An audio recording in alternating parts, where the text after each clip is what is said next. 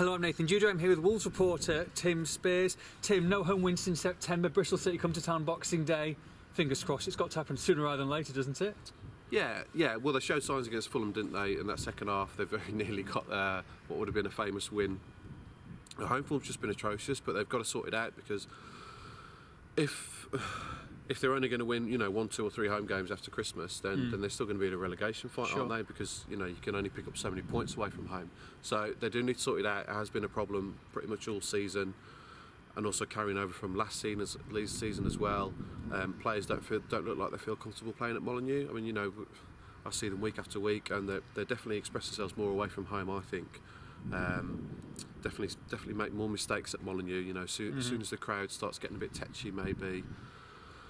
Is it easy to say that though, with the crowd on edge, that they can make more mistakes, or is it just coincidental? It's a two-way thing. If you start the game well, if you start on the front foot, if you put a few tasty challenges in, then you get the crowd with you straight away. Sure. But Wolves haven't been doing that, so it's a two-way street. A lot of people blame the crowd, but I think it's very unfair. It's easy to blame the crowd. It's up to the players to take responsibility. And they did that at Nottingham Forest. They needed a win, and they got it. Yeah, and it was great. Probably the most complete performance in 3 months, I'd say. Forest were awful, but so were Cardiff, so you can only beat what's in front of you, and they did so impressively with a bit of a different formation, 4-2-3-1, Brighton and Bakari in the 10, 2 wingers, Dick up front, Edwards as well supporting, and the full-back, so it's very attacking when they're on the ball, but they defended well as well, so I think Lambert's kind of not stumbled because it's his preferred formation, but I think he's got his formation right now. I think most importantly for me, there was a spine in the team, because you had Danny Bart and Stearman with the back two, and you had Price and Edwards in front of them, and you had Carly Keamy in goal. Now for me, strong. I know Roman Sace is around as well, but for me that's a really good spine. Cody made a difference at right back, because Iorfa's been a bit of a liability recently. So the whole team looked better. I know it's poor opposition, and that must be taken into account, but Bristol City have been on a bad run as well, so I'd expect probably see the same team and hopefully a similar performance. And you want that spine, but you want the tip of the spine. You want Noah Dicko to start scoring some goals. I think you've spoken to him, and he's desperate to do that. He feels good, but obviously everybody wants him to score that first goal, doesn't he? Yeah, I mean his performance has been okay. He's quick and strong. He's quicker and stronger than before, as we know. We spoke to the physio. He just needs that goal. I mean, it's not like he's been missing too many chances, really. The guys around him, Bright, Cavallero and Costa, obviously all great players, but quite selfish. Sure. There were quite a few times he had his head in his hands at the City ground, desperate for a pass, desperate for a tap-in. It's a bit windy now. So I think he just needs a goal to get going, but it's not like he's playing badly. He is contributing to the team. Bodvarson's obviously absolutely shattered and needs a break. So the onus falls on Dicko, because there's nobody else. Sure. As well. Do you expect him to keep his place against Bristol City? Yeah, 100%. I'd expect to see the same team. Obviously, we know Paul Lambert's looking for a striker in January. Whether he's looking for someone to partner Noah or Bodvarsson, or whether he's looking for someone to lead the line of their own, we'll soon find out. Yeah. But Noah, fantastic lad. He works so hard. He's got a great attitude. Loves the club. He loves the fans. He just needs a goal. He just needs a goal. But hopefully he'll get it soon and go a bit of a run. Very complimentary about Brighton and Bakari as well, as quite a few of the Forest players were. I understand. Yeah, I think one of them asked Noah how old Bright was, which you don't really expect during a game. No. But no, he doesn't look 18. He doesn't play like an 18. Well, I suppose he does play like an 18-year-old in a way, in that he's fearless, he's quick, he's strong, he's exciting, he gets fans off their feet. I think he's a great player and a great prospect. We know he's had his off-the-field issues, so it's time for him to do talking on the pitch, really. And I think we can see quite a few youngsters coming through in the coming months. But as for Bright, it's great to see him in the 10 role. Dave Edwards is a fantastic player for this football club, but when he's in the 10 role, he does tend to maybe slow things down a bit, or he's not the kind of guy to run at players and take them on. Obviously, that's not his game. So to have someone like Bright in that 10 role, I think makes a really big difference. It frightens defenders, it brings defenders out of position, and those 4 in tandem look really good on Saturday. So hopefully we'll see a bit more of that. Been some talk of maybe a division with a lot of the foreign guys coming in, and maybe cliques maybe forming, but Paul Lambert was quick to say that they had a good Christmas dinner and a bit of a laugh and a joke, and he says that the spirit in the squad is really, really good. Yeah, I was here on Tuesday actually, waiting to speak to Lambert when it was all kicking off. All the under-18s had to sing for the seniors. Excellent. So it sounded pretty rowdy up there. Flat or sharp, or were they pretty much on point? On point, I think that's the way they put it, isn't it? Decent, these days? Yeah. I think cliques, I guess, is a strong word, really. I don't know about that obviously, if you've got 3 or 4 Portuguese lads who don't speak the lingo, Sure. they're going to hang around together. Of course they are. So, and it's the same with a few of the other lads, people like Romain Sace and Prince, who might keep themselves to themselves more. It's just the way it is.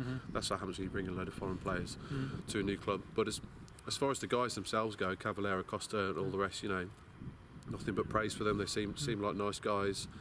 No real bad apples or bad attitudes in this team. So I think that's going to be really important for Lambert to kind of harness over the coming months. It shows maybe a little bit of harmony as well, because you thought that maybe when the foreigners were under Zenga, you knew they were probably maybe going to get preference of starting, whereas obviously Lambert's come and he's not as scared to drop anyone, not scared to drop the big names and bring in the likes of Bright or Conor Ronan, as we've seen. Whoever's playing the best, they're going to start and they're going to get the opportunity. That must be good for the youngsters and maybe the local lads coming through. Yeah, I mean, I kind of felt like if someone told Zenga to put a player in his team, he would do. Yeah. I don't know who, whether it was Mendes or Jeff Sheep putting that pressure on, but I felt like he really thought he had to, Wolves had a really good winning team in August, as you remember, unbeaten for a few games, and then all of a sudden he started bringing the foreign lads in, made 7 changes for one game. I just thought, why are you doing that? So whether he was under pressure to play them or not, we don't know, but it certainly can't look that way from the outside looking in. But Lambert certainly won't be doing that. He's come in and said it'll be him signing the players, be him picking the team. It's and if he doesn't get his way, he'll leave. Yeah. He's made that pretty clear. He's not gonna hang around and be told what to do. Sure. So, but yeah, as far as the kids coming through, as he said in the press conference, if they're good enough, they'll play. And he said he'd be disappointed if 2 or 3 don't come through this season. Now, it's a big statement, really. It shows you how highly he rates the kids, and it is a fantastic group of players coming through. By the way, you could get 6 or 7. Who are we looking at? What kind of kids are we expecting to see? So we've seen Brighton Conor Ronan come through already. Conor Ronan, fantastic footballer. Morgan Gibbs-White is the next one, I think.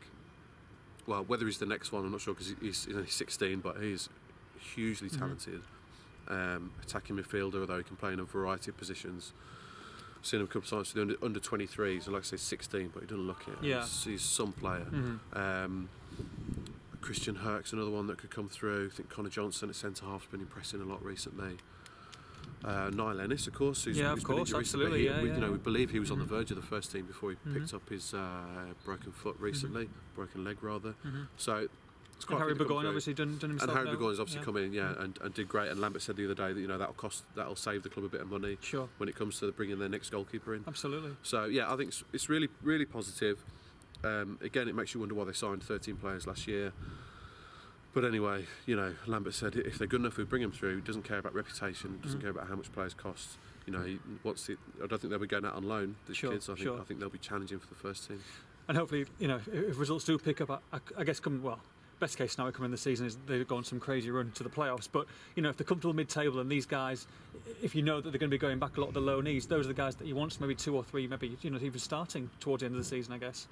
Yeah, I guess we saw it a little bit with Kenny Jackett last year when he brought Bright and Conor Hunt through. So, but he's not looking at it like that. He's saying they can contribute now, make a difference now. To the first, they are that good, as long as they've got the experienced players alongside them. So you're not throwing them in the deep end, with no armbands. Then that's a terrible metaphor, but you know what I mean. Then with no life jacket. Then, carry on. They can swim, not sink. Wow. What's your problem? Wow. What? It's a good analogy. Bristol City come to town. I mean, not on a great run of form themselves. Should be looking for a win, shouldn't they? I'm disappointed not to get a win, I would have thought. Yeah, but you keep saying this about every home game, but they're Wolves since September, like I said. But they've been on a poor experienced Wolves. Oh, a weird comments from Lee Johnson this week. Who, by the way, if you remember, had a bit of a... I don't know if you were at that game, but he had a proper Barney with Danny Bart at the end of the 2-1 win in March. Yeah. Wolves got a late winner, and Lee Johnson thought Wolves should have kicked the ball out of play for a free kick. I do remember that. So he was, squaring up to Danny Bart. He's about 2 foot shorter than him, but he was trying to square up to Danny. Tall. He was trying to square up to it at full time. So he's a bit of a character, isn't he? But anyway, he said in his pre-match press conference this week, Lee Johnson, that he hopes Bristol City's young legs get the better of Wolves' experience. Yeah, it's a bit of a moment. Not really sure about that one. To send a scout to a couple of Wolves games, I think, maybe. Yeah, not quite. Maybe he hasn't done his homework. I mentioned it to Lambert in the presser, and he thought that was very odd. So Scott Goldberg might be back as well. I know he's in their squad, and Mark Little's another former Wolves player. They've obviously got Tammy Abraham up front, who's a real threat. Yeah. But they've been on a real poor run of form recently. Certainly a game that Wolves should be looking to be winning, and it'd be great if they could, because then you start to get a bit of momentum going. 2 wins on the bounce. happy players, happy manager, happy fans, that's when you start to get on a bit of a run and hopefully, you know, get closer to mid-table, because that's where Wolves need to be sooner rather than later. Fingers crossed we'll get a win. Me and Tim will be there on Boxing Day at Molineux for all the post-match and pre-match reaction. Make sure you log on to expressandstar.com.